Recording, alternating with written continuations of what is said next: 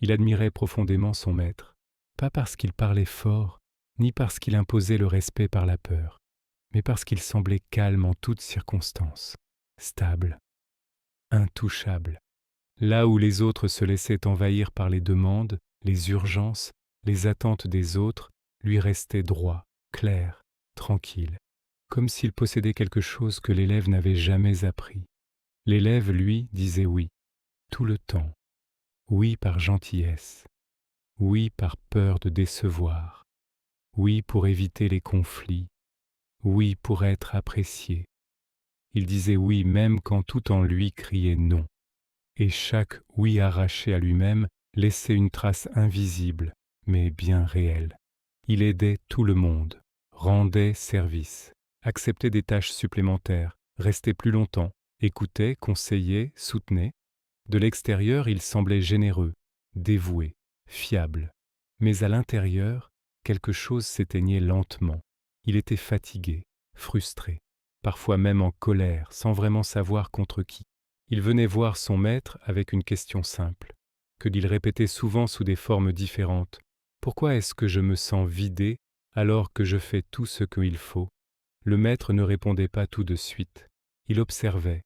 Il laissait le silence faire son travail.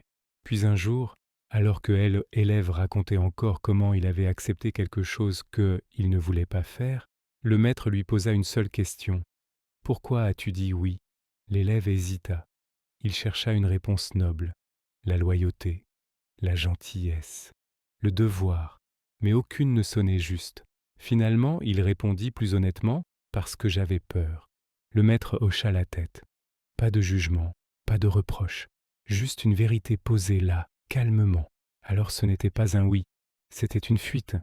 Cette phrase resta longtemps dans l'esprit de l'élève. Il n'avait jamais vu les choses ainsi. Pour lui, dire oui était une preuve de maturité, de bonté, de valeur. Il croyait que se rendre disponible le rendait important, indispensable, aimé.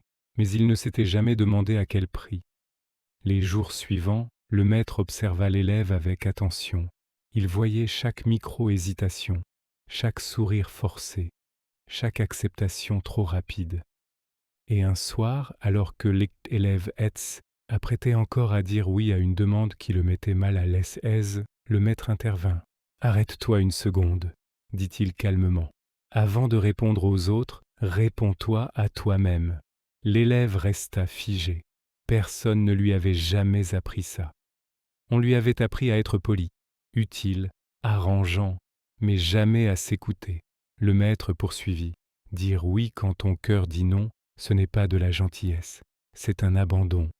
Ces mots furent difficiles à entendre, parce qu'ils mettaient un nom sur une douleur ancienne.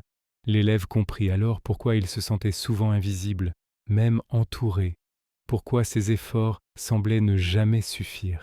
Il avait appris à se rendre indispensable, mais pas à se respecter. Le maître lui donna alors un exercice simple, presque déstabilisant. Pendant une semaine, dit-il, ne réponds pas immédiatement aux demandes, dis seulement « laisse-moi réfléchir ». L'élève trouva cela inconfortable, presque égoïste. Mais il accepta. La première fois qu'il le fit, son cœur battait vite, il s'attendait à un rejet, à une tension. Mais rien ne se produisit. La personne acquiesça. Le monde ne s'effondra pas. La deuxième fois, c'était encore plus difficile. Il sentit la culpabilité monter.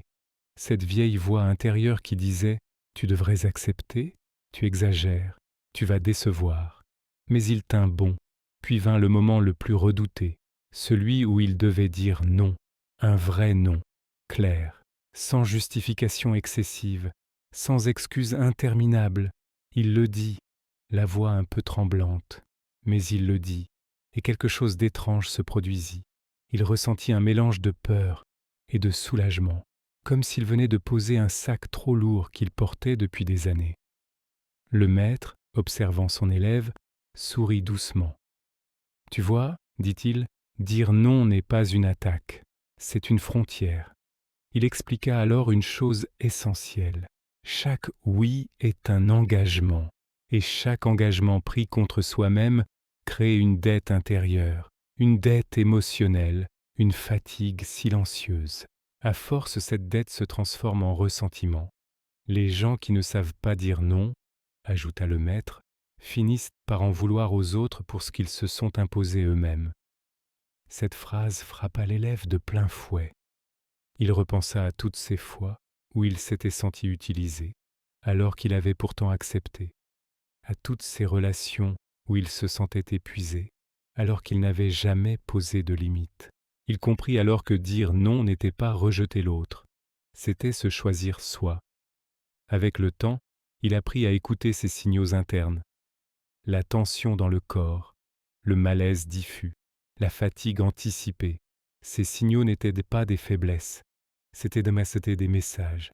Il découvrit aussi quelque chose d'inattendu. Les bonnes relations survivaient à ces non. Les relations basées uniquement sur son utilité, elles, disparaissaient. Et cette perte, loin de le briser, le libéra. Le maître lui rappela une dernière vérité. Tu enseignes aux autres comment te traiter parce que tu acceptes. Dire non n'avait pas fait de lui une mauvaise personne. Cela avait fait de lui une personne entière, plus honnête, plus alignée, plus respectueuse, y compris envers les autres, car ses oui devenaient enfin sincères. Aujourd'hui, l'élève marche différemment. Il n'est pas devenu dur, ni froid. Il est devenu clair.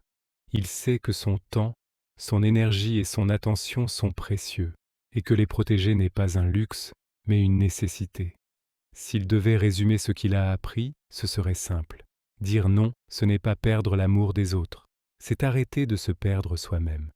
Et si cette histoire résonne en toi, si tu te reconnais dans ce besoin constant de plaire, de t'adapter, de t'oublier, rappelle-toi ceci, tu as le droit de poser des limites, tu as le droit de te respecter.